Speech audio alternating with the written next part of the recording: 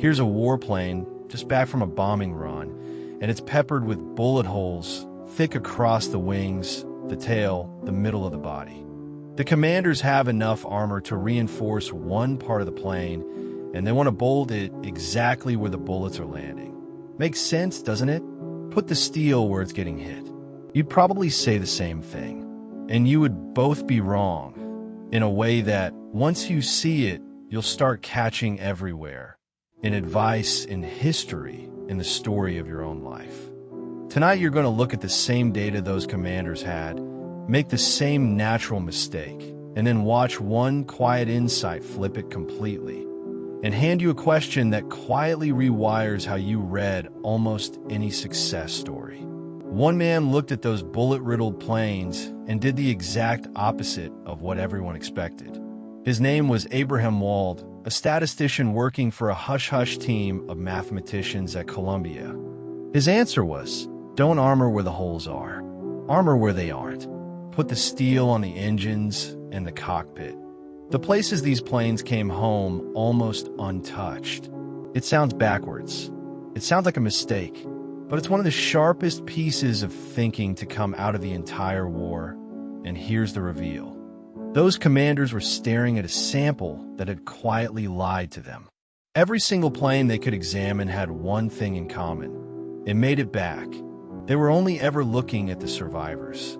And a plane covered in holes across the wings had just proved something important, that you can get shot full of holes in the wings and still fly home. The damage wasn't marking the weak spots. It was marking the places a plane could take a hit and survive.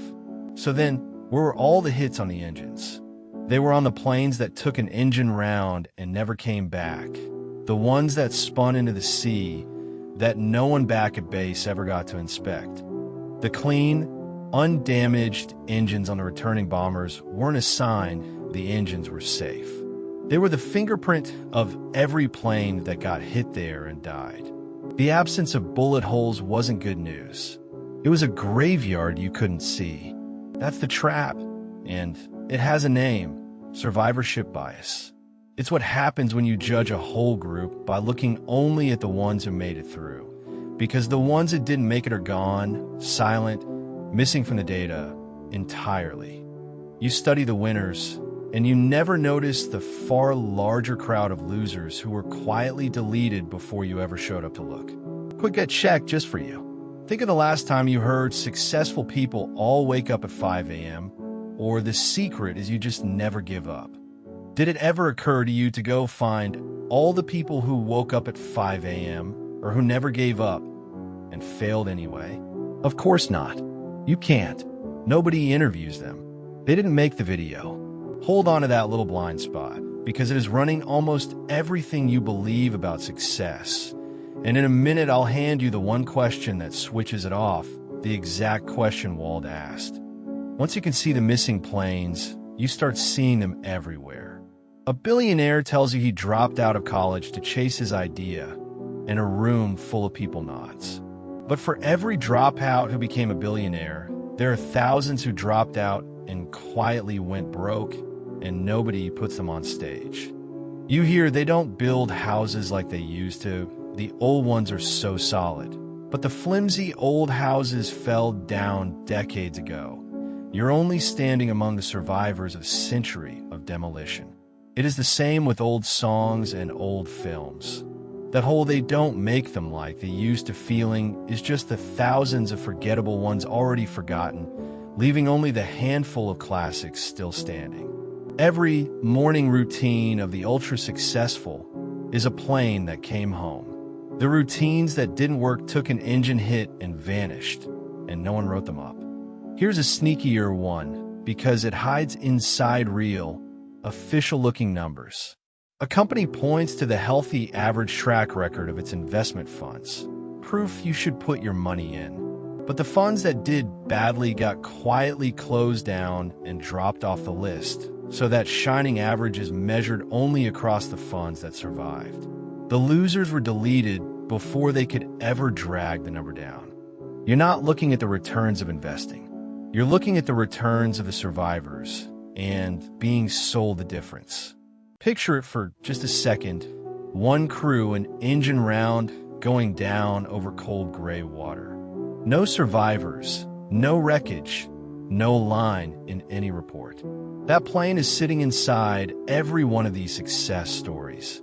It's simply never the one you get shown. And it isn't only other people's stories. The same missing plane warps how you judge yourself. You measure your own messy middle against everyone else's highlight reel. Forgetting the highlight reel is a survivor's sample too. You're not falling behind the whole squadron. You're just seeing the planes that made it back. So why does your brain fall for this so completely? Because it can only reason with the data that's actually in front of it, and it treats what it can see as the whole story. The survivors are loud, visible, standing right there covered in bullet holes. The failures are invisible by definition. They left no video, wrote no book, gave no interview. Silence doesn't raise its hand. An empty seat makes no noise. So your mind, hunting for a pattern, tallies up only the voices in the room and never docks a point for the ones who aren't there to speak. And that absence is real information, often the single most important thing in a room. It just arrives with no volume and no face for your attention to grab onto. The sample was filtered by survival before it ever reached your eyes, and nobody told you the filtering happened.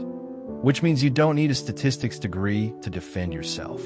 You just need one question, and it's the exact question Wald asked. When you're handed a success story or a winning strategy, stop and ask, where are the ones this didn't work for? Where are the planes that didn't come back? If you can't find them, if the failures are conveniently absent, uncounted, never interviewed, that's not evidence the strategy works. That's the loudest possible sign you're looking at a survivor's sample. And the real lesson is hiding in the silence, in the crowd that isn't there. Sometimes the most important data in a room is the data that never made it into the room. The winners get to write the textbook, and the losers become the missing chapters nobody even knew to go looking for. Try it right now on a piece of advice you half believe, some rule about money or work, or how to live that successful people swear by. Ask it out loud. Who followed this exactly and still failed? If you genuinely can't picture them, you haven't found proof. You found the missing planes. And the moment you learn to look for the holes that aren't there, the stories that got deleted before they reached you, you stop armoring the wrong part of the plane, and you start seeing the whole war. If you just realized how many stories you never get to hear good, that's the missing plane coming into view. Hit subscribe. A new one every week. How your own mind quietly tricks you.